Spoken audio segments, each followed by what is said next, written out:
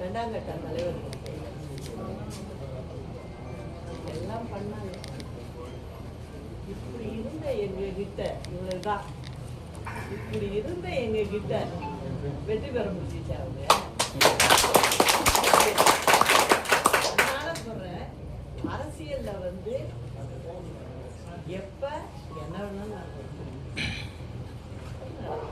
ஆனா நான் திரும்பியும் சொல்றேன், புரட்சி தலைவர் புரட்சி தலைவி அம்மா இவங்க 2 பேர் ஆட்சியை நான் திரும்ப திரும்ப சொல்றதுக்கு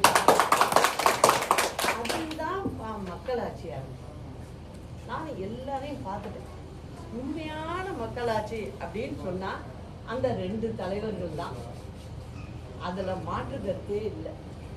இப்போ உள்ளவங்க சும்மா பேசிக்கிட்டு இந்த மாதிரி திமுக என்ன நினைக்குது, நமக்கு எதிரியே இல்லைப்பா, கண் தொலைவு வரைக்கும் பார்க்குறோம், எதிரியே இல்லைன்றது. நான் உனக்கு இருக்கிறதே மறந்து